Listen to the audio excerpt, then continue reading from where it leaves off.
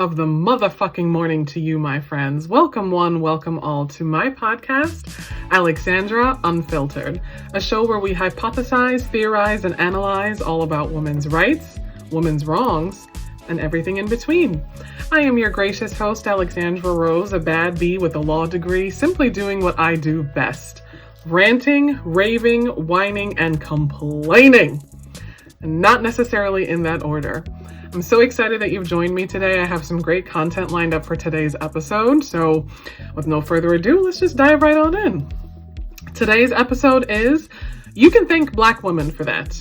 How Black feminism is the unsung hero of American history. I chose this particular topic for two reasons. The first reason being that it is currently Black History Month here in the United States.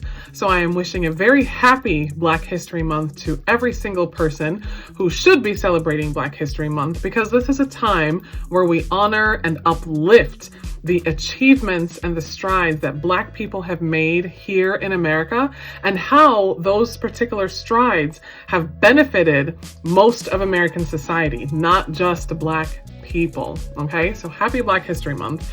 And the second reason I chose this topic is because there has been a lot of discussion in internet spaces and in real life activist community activism spaces that in the wake of the 2024 US presidential election, as a result of the rampant anti-Blackness and misogyny that Kamala Harris experienced running for president, the 92%, which refers to the fact that 92% of Black women voted for Kamala Harris, of which I am one myself, hello, the 92% are taking a step back. We are resting for the time being while the current presidential administration, and while everyone is running around with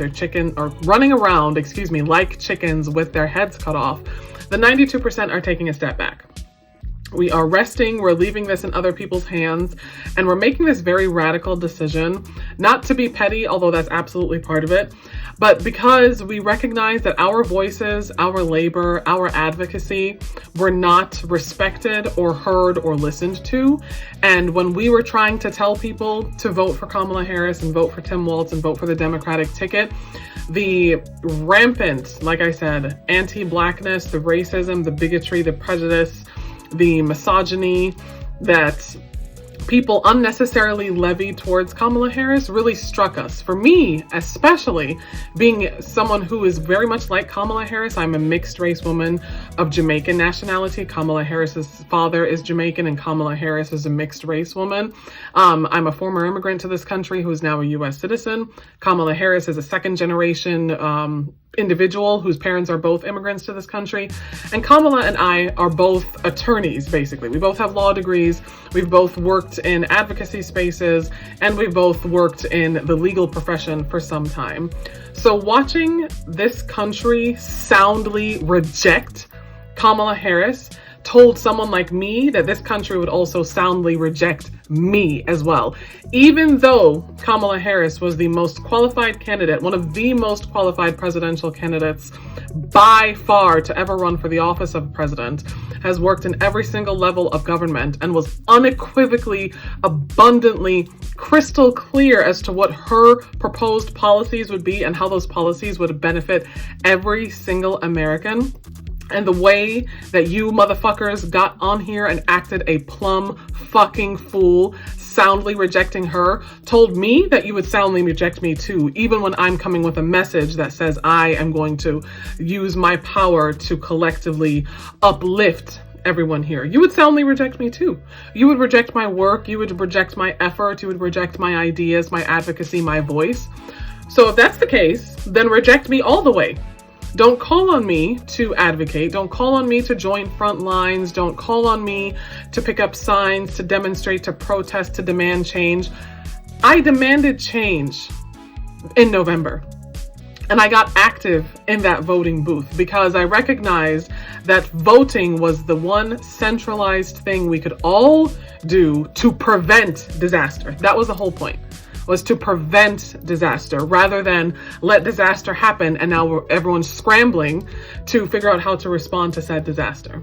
No, I have made social media videos, on my various social media pages, agreeing with this, and that I, as part of the 92%, I am resting. I am stepping back. And if you don't like it, I don't give a fuck. I don't care. You're ugly and you're poor. But I don't know what that has to do with me. Go figure that out. Because you're not liking me, you disagreeing with my stance, you using any form of anti-blackness or misogyny to try to bully me into taking up your cause is not going to work, because that doesn't win elections. Votes win elections, and elections have consequences. Black women knew this from the jump, knew this from the beginning, and tried to tell everyone else the same thing, and you didn't want to listen then, so don't come looking to me now. Okay, once bitten, twice shy is my attitude moving forward with all of this. And I say this as someone who's the deputy director of a nonprofit that provides resources and transitional housing for unhoused women escaping intimate partner violence and human trafficking. Understand this decision does not come easy to me, because my day-to-day work, literally what I do for a living, requires me to engage in activism and community leadership and things like that. But after I'm done doing that, engaging for the purposes of earning a living, I'm not doing shit else. Fuck all of you. Okay, so those are the two reasons why I selected this particular topic. Because again, Black History Month, and specifically observing how Black feminism has done so much for American history, but how Black feminism is either demonized, how it's overlooked, how it's dismissed in favor of whatever the fuck else y'all want to say American history is. What, slavery, white supremacy, inbred white people, underachieving, mediocre white people having to use white supremacy to get ahead because they clearly don't have it in them to get ahead on their own strength or merit, hence why they enslaved entire groups of people for centuries. Excuse me, throat is a little dry. Yes. So after I observed that phenomenon of people just roundly and soundly really coming for someone like Kamala Harris, and thus communicating to someone like me that that's how you would treat me and that's what you think of me, I sat back and I said, no, wait a minute. I'm not the first Black woman, mixed race or not, to have observed this or to experience this. I can't be. Because history, what's the phrase? History doesn't repeat itself, but it rhymes.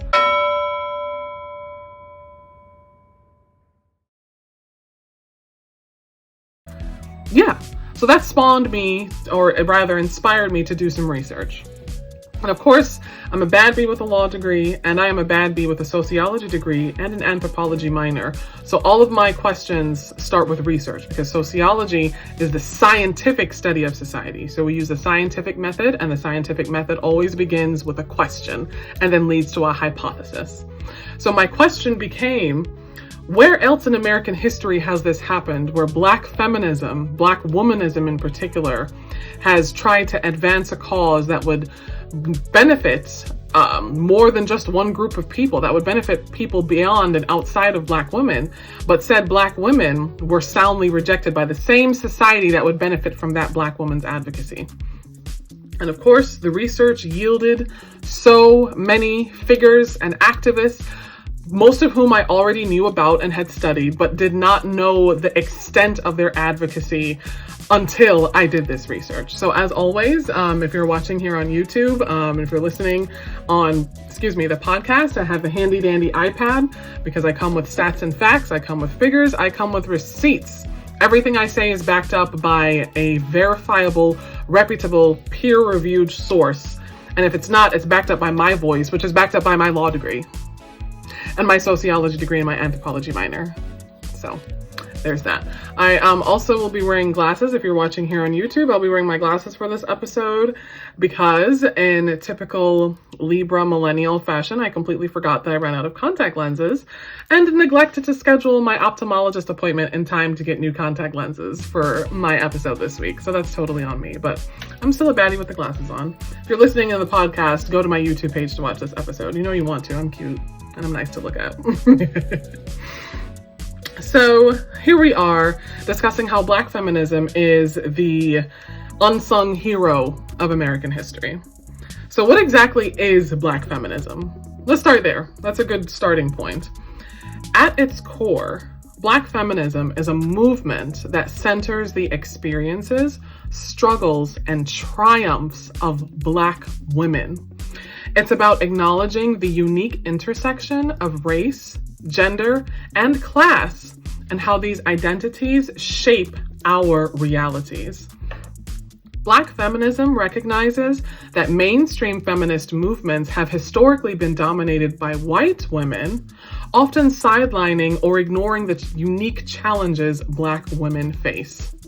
So, Black feminism not only seeks to, feminism does not only seek gender equality, but it specifically addresses the ways in which racism and sexism intersect to create layers of oppression for Black women.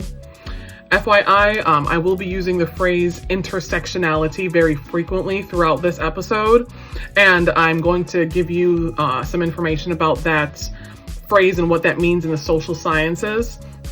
Intersectionality is a theory developed by Kimberly Crenshaw, a law professor and scholar. Intersectionality, as developed by Professor Crenshaw, examines how race, class, gender, and other identities overlap and impact experiences of oppression, specifically among Black women.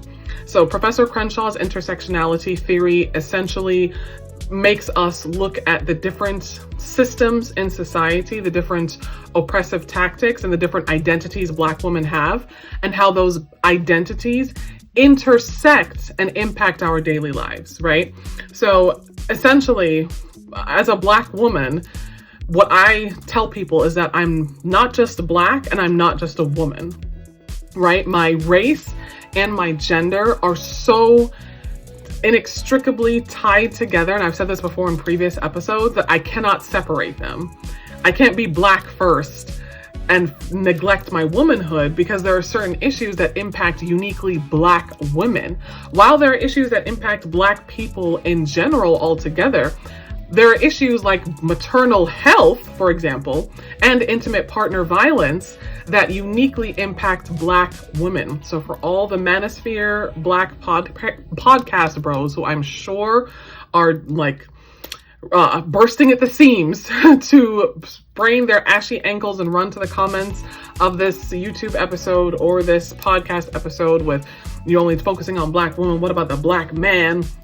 Black people in general go through things. You're making this too divisive. Shut up. Fuck you. Okay, your mother is a $2 crack whore with no edges, and your daddy left. This is not the podcast for you, honey. Okay, I'm not that one. This is talking about Black feminism and how Black feminism specifically is the unsung hero of American history. So now we know what intersectionality is. Again, the theory posited by Professor Kimberly Crenshaw that examines how gender, class, and race uniquely impact Black women. All right, going back to my script, because yes, I have scripts for my episodes. I do my research. I type ahead of time. This is serious, okay? So Black feminism, again, recognizes that mainstream feminist movements, specifically here in the United States, have historically been dominated by white women. And that's not necessarily, for the liberal white women who are going to say, I just know how the comments are going to look now. You're being divisive. It's all women who go through these things. White women were not enslaved, okay? Let's start there. Here in the United States, white women were not subject to enslavement. They were subject to oppression from their white men. That oppression did not result in slavery. Let's start there. So that's the biggest thing. that's the biggest thing. That's the starting point. Honestly, that's the ending point too. Okay, we can start there. All right. White women were given the right to vote before Black women were. Clock it. The suffragist movement, what's that white lady, Susan B. Anthony, that liberal white women love to uplift and love to honor and adore, has gone or went on record saying that she would cut off her right arm before she would ever advocate for the Negro vote.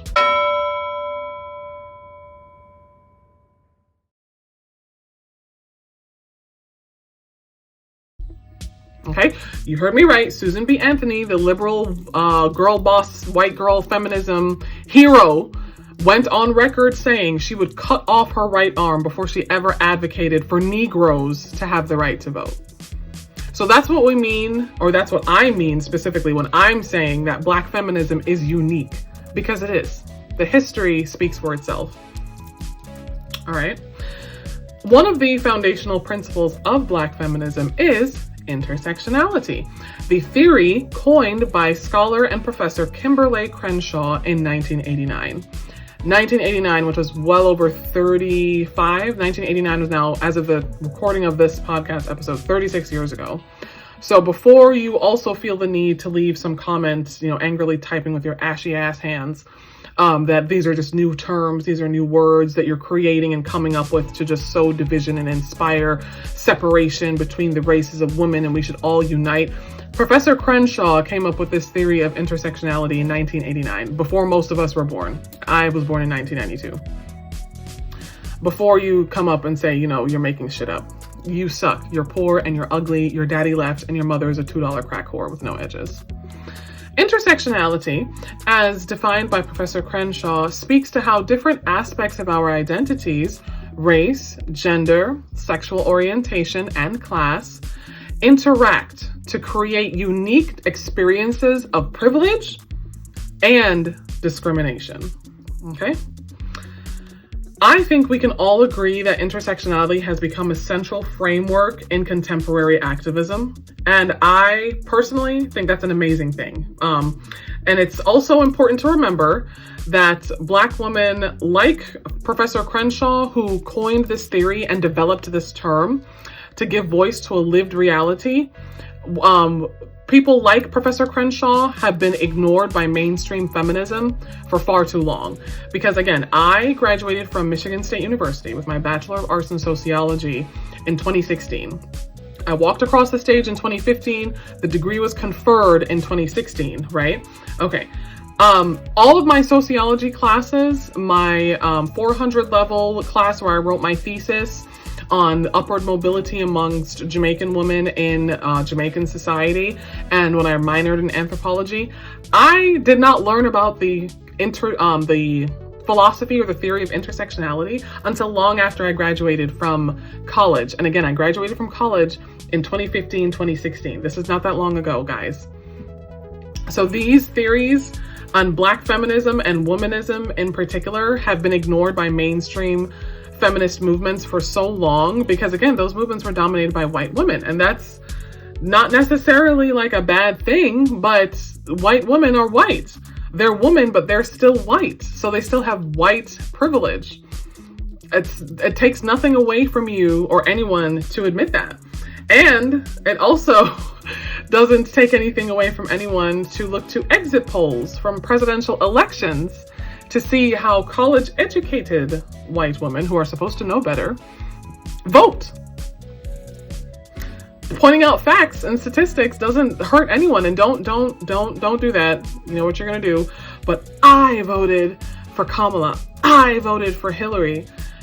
Okay, if everyone voted for Kamala and everybody voted for Hillary, why are we here today? The statistics and the numbers and the facts and the data speak for themselves. Don't argue with me. Argue with that. Okay, I have a law degree. I don't argue for free. And that's that. So, to understand Black feminism, we have to look to history because, again, as wise people have said, history doesn't always repeat itself, but it does rhyme. Okay? If you don't understand what that means, baby, go ask Google. Let's use context clues here. All right? I would like to start and look at some key figures in the history of Black feminism, some of whom you've probably heard of, but their contributions are all too often overshadowed by other historical movements and figures. And let's start with one of my personal favorites, Miss Sojourner Truth, one of the earliest Black feminists who delivered her famous "Ain't I a Woman" speech in 1851 at the Women's Rights Convention in Akron, Ohio. In this speech, which historically has since been sort of revisited, in that Miss Truth likely did not deliver the speech using this really stereotypical, like, Black accent, as they call it, "Ain't I a Woman," because she was born an enslaved woman to a Dutch family, so her accent would not have reflected modern day African American vernacular English, FYI. But in this speech that she delivered in 1851, she called out the hypocrisy of both the anti-slavery movement and the suffrage movement, both of which were, at times, dismissive of Black women's contributions and concerns. What did I just say? Susan B. Anthony, the liberal white girl's feminist icon hero, went on record stating that at the height of her suffragist movement, she would rather cut off her own right arm before she ever advocated for Negroes to have the ability to vote. So, on the one hand, she's claiming that she was oppressed as a woman, which is objectively true. But then on the other hand, she was still white. And she reminded everyone of that fact. Clock it. So we fast forward to the 20th century and you see activists like Audre Lorde, Bell Hooks, Frances Beale continuing to push the boundaries of what feminism could look like. Audre Lorde, in particular, a noted poet and writer, said, "I am not free while any woman is unfree, even when her shackles are very different from my own." That quote right there really speaks to how Black feminism is not just about liberation for Black women, it's about liberation of all women, because true freedom cannot exist when some are left behind. I will repeat that for the hard of hearing. Audre Lorde said, "I am not free while any woman is unfree," and I'm reading the quote directly from my iPad to make sure I get it right. "I am not free while any woman is unfree, even when her shackles are very different from my own." And that right there speaks to how Black feminism is not just about liberation for Black women only. What about regular feminism? What about all of us other women? It's about the liberation of all women, because true freedom cannot exist when some are left behind. What did Dr. King say? A threat to justice anywhere is a threat to justice everywhere.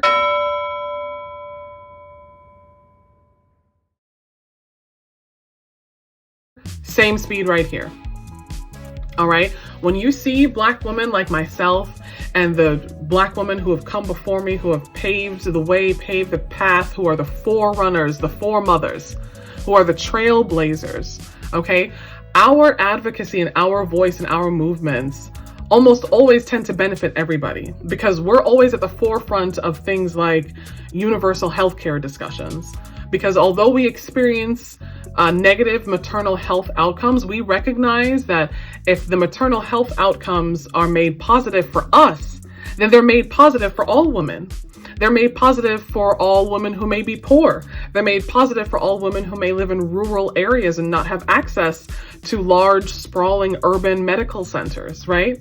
Somehow, everything that we support inevitably and sometimes unwittingly positively benefits and impacts everyone around us. So it astounds me, it never ceases to amaze me, the misogynoir, which is a phrase that explains how misogyny and racism intersect to impact Black women specifically. It never ceases to amaze me how misogynoir can exist. Because right now, this very moment, we, the 92%, are telling our social media counterparts that we're resting and we're sitting this fight out. And the response from you dumb-ass, anti-Black, racist, sexist motherfuckers is shocking. It's alarming. Well, where do you think you can get off resting? None of us have the luxury of bowing out of this fight. That's sowing division. We should be coming together. We should be standing arm in arm. The time to stand arm in arm was in the motherfucking voting booth. And in that voting booth, you put on your Klan hoodie and you voted for Trump. Or you said, okay, I don't like Kamala and her policies, so I'm just not going to vote at all. Oh yeah, you really showed us, didn't you? Oh man, you did your big thing with that one. I'm so scared. Shiver me fucking timbers. I'm quaking in my boots. You stood on business not voting. You stood on business voting for Trump or not voting and telling other people around you not to vote and or vote for Trump. You really did that. You know what really gets me? Like, side note, but you know what really gets me about that? When I see Black so-called activists sitting up here saying that voting doesn't really do anything and you really don't have any power with voting and it's inconsequential. I never see white people say that. I really don't see the poorest white person you know, the richest white person you know, the middle-class white person, the Catholic white person, the Protestant white person. They vote. They don't care. They don't care. They get up and they vote. People of color who are not black, but who are brown, for example, Middle Eastern folks, Latin folks, etc., they vote as soon as they become citizens. The first thing that they do is register to vote and get that voter registration card, and they participate in this here democracy. So when I see black people saying that, and I think about our ancestors who not so long ago were either enslaved or were subject to Jim Crow laws that literally resulted in people being lynched for trying to exercise their right to vote. And I see their descendants today hopping on social media saying that the black vote is not that deep and voting is not that important. And I see those same people, the very same group of people, because it's a circle, it's not even a Venn diagram, very same group of people right now shitting their pants, full on diarrhea, panicking every time Trump blinks right now. But voting wasn't important, right? You think Trumpsters and MAGA people think that? You think they have that attitude, that philosophy, my vote doesn't matter? Their attitude is the polar opposite. My vote absolutely matters. You know what? Let me not. I digress. We're talking about powerful figures in the black feminist movements throughout the United States. These are just a few names that you should know. Kimberly Crenshaw, Audre Lorde, Frances Beale, Bell Hooks, Sojourner Truth, and there are many more that I personally will have added to today's episode. However, these are not the only names, okay? The black feminist movement has always been dynamic and has always evolved, all right? Now let's discuss black feminism's impact on social movements in the United States. Because I know the criticism is going to be, well, what exactly has black feminism specifically done for anybody anyway? Meanwhile, 3 of the co-founders of the Black Lives Matter movement are black women. But okay. Black feminists have played a crucial role in shaping movements like civil rights, labor rights, and reproductive justice. For example, the Combahee, please forgive me if I'm mispronouncing that word. The Combahee River Collective in the 1970s was one of the most important groups to emerge from the intersection of black power and feminism. The Combahee River Collective coined the term identity politics and argued that the liberation of black women would lead to the liberation of all people. Fast forward to the 1990s, the third wave feminist movement was heavily influenced by black feminists and scholars like Professor Kimberly Crenshaw, who emphasized the importance of intersectionality. These feminists and scholars made it clear that women's rights could not be a one-size-fits-all issue. For black women, issues like police brutality, reproductive rights, and economic justice were deeply intertwined with their gendered experiences. So let me touch really quickly on that, in that the black feminist scholars, our foremothers, made it clear that women's rights could not be a one-size-fits-all issue. And I think this is where a lot of black feminists and white feminists separate, because white feminism is very much one-size-fits-all. Okay, it focuses solely on women's rights, if I'm making sense, but it does not take into account any other external factors that impact how that woman may or may not have access to rights. So no matter how, I can say it this way, like no matter how good or easy life is for a white woman, you know, no matter how many rights she says she has, I as a black woman always have to still worry about police brutality. Please see Sandra Bland. May she rest in heavenly power. So no matter how many voting rights we have, I as a black woman always have to worry about police brutality because I'm black. Do you see what I mean? So these are certain blind spots that white feminism has, right? No matter how many reproductive rights women have, or no matter how much abortion is available at the federal level, state level, etc., etc., I as a black woman always have to worry about, will always be negatively impacted by maternal health crises, like I discussed in my most recent episode, the Black maternal health crisis in the US.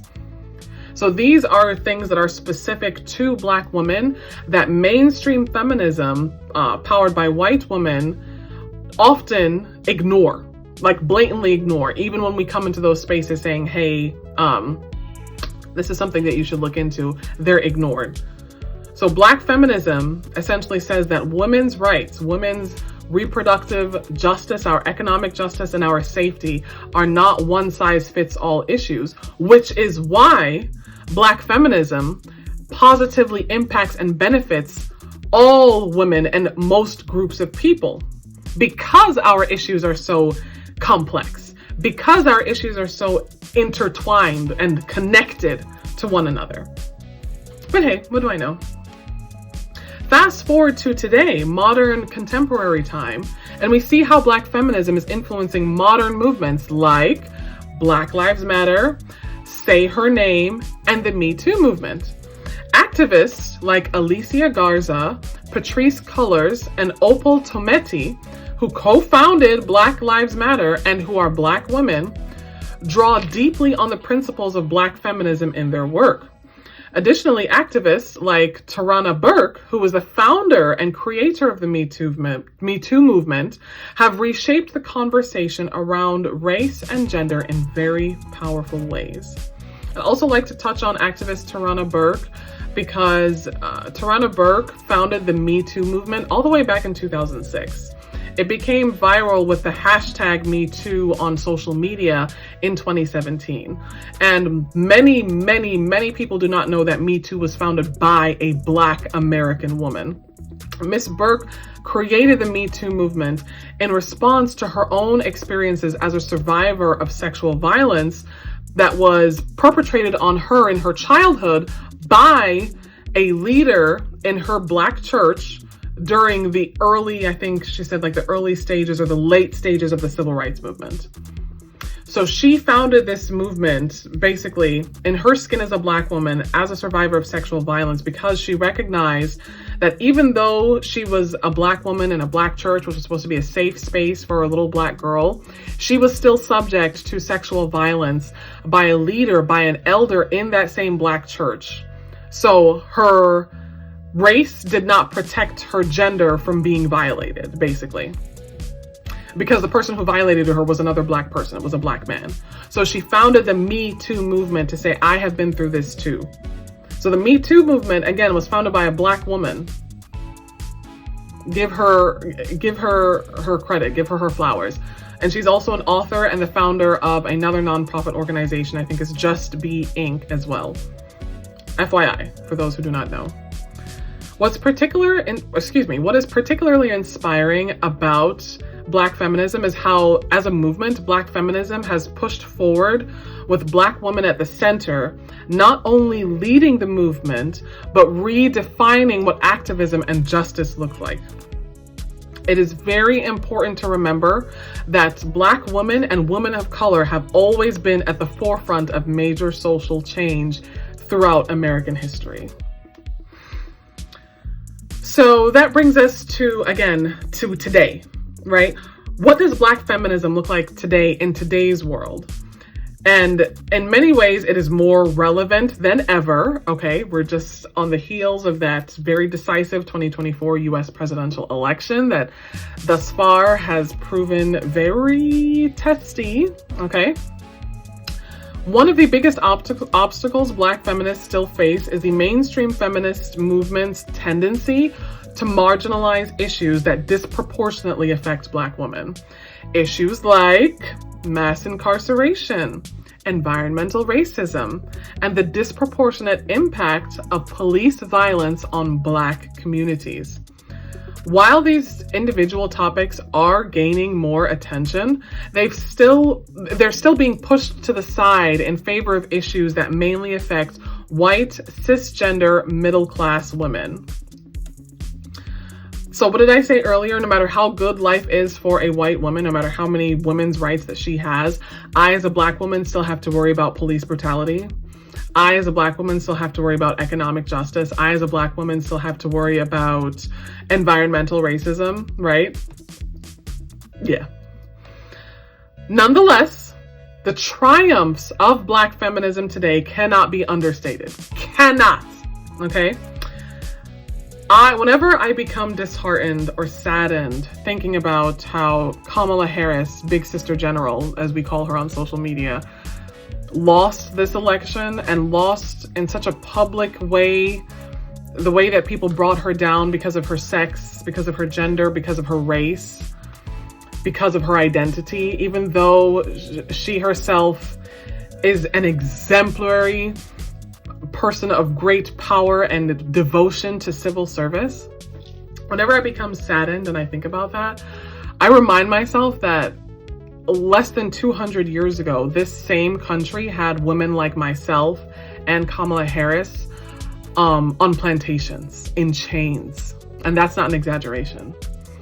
This country had women like us in breeding farms, subject to not just enslavement, but to sexual violence in addition to the enslavement. And subjected us to medical violence as a result of the fact that we are women and can bear children, right? I think about that less than 200 years ago, and less than 200 years later, in fact, less than a century since the passing of the Civil Rights Act in 1964, Black women have not only caught up to white people in terms of, like, you know, making up for lost time, we've overtaken them. There's this, isn't the statistic that Black women are the most educated, like, sub-demographic of people in the United States, like in the entire country? Black women, and I think Hispanic women as well. So think about that. In less than a century, not only have we caught up to our oppressors, we've overtaken them, so much so that Kamala Harris made it all the way to the White House as vice president and was on the presidential ticket. The second Black woman to do so, after Shirley Chisholm, who was the first Black, the first Black presidential candidate, the first Black Democratic presidential candidate, and the first Black woman to be a Democratic presidential candidate as well. I think about that, and that brings me some measure of joy. And I certainly hope it brings you some measure of joy as well. We see Black women today leading the charge in business, finance, education, entertainment, philanthropy, every medicine, law, advocacy, social media, government, politics. Every industry, every field, beauty, fashion, I could go on and on. Every industry, every field today, Black women, when we put our hands to it, it's like we have the Midas touch. It turns to gold. We quite literally make lemonade with some very sour, expired, spoiled lemons. I love that about us so much. I love our resiliency, not because I'm really someone who likes to worship the strong Black woman trope, because burnout is a thing. What I love about our resiliency is that we have bottomless, endless hope. No matter how bad, no matter how awful or terrible or challenging the experience or the situation or the circumstance is, we will sit down and cry. And we will sing Kumbaya, we will pray, we will go to our ancestors or go to our deities or go to our loved ones, our family, our friends, our romantic partners. And we get back up like it's nothing. Every single time. We get back up while we're still crying, while we're still trying to figure out what we're going to do. We get right back up. That resiliency, that strength, more than just strength, I think is indomitable hope. It is a hope that springs from us. It's from within. It's deep within us. We draw on it. It's ancestral. It's primal. And it's ours. I think that is so beautiful, because even today I can sit here and say, yeah, I'm part of the 92% and I'm bowing out of this fight for the next 4 years or however long we're in this. And even while I say that, do you know what I'm doing? I'm still getting up and living, and I'm still in some ways using my voice for positive change. Because I'm sitting here talking to you right now, right? I haven't given up that, because some small part of me has hope. And that is the cornerstone of Black feminism. The cornerstone, the chief cornerstone of it. And that's what makes it That's what makes Black women and Black feminism the unsung hero of American history. As I conclude, I want to leave you with a few things. Black feminism is not just a movement, it's a force of transformation. It's about liberation. Liberation for Black women, for all women, and for anyone whose voices have been silenced, dismissed, overlooked, ignored, stepped on, and marginalized. Through history, through modern contemporary society, Black women have always been leaders in the fight for justice, and our impact on these fights will continue to shape the future of women's rights, workers' rights, immigrants' rights, disabled people's rights, LGBTQ plus rights, so on and so on and so on and so on. I encourage you to learn more about the pioneers of Black feminism and to think critically about how you can support movements that empower all women, particularly Black women whose very identities exist at the intersection of multiple oppressions. Breadth of Black feminists in this country who have worked in the past and continue to work today tirelessly to advance social justice causes that positively impact every single person. And like I said, that's the crutch, that's the linchpin of Black feminism and how it's the unsung hero of American history, because it stems not from a place of hate, not from a place of superiority, but from a place of hope. Unending, bottomless, resilient, bulletproof, recession-proof, election-proof, slavery-proof hope. That's powerful. I want you to take that with you today and every day. Thank you so much for listening to this episode of Alexandra Unfiltered. If you're watching on YouTube, please like and subscribe to be in tune to future episodes. If you're listening through a podcast, please like and leave a comment. Your engagement really helps a lot with letting me know how my topics and how my subjects go. Let me know your thoughts. Let me know some of your favorite Black feminist scholars and icons. I also encourage you to follow me on social media.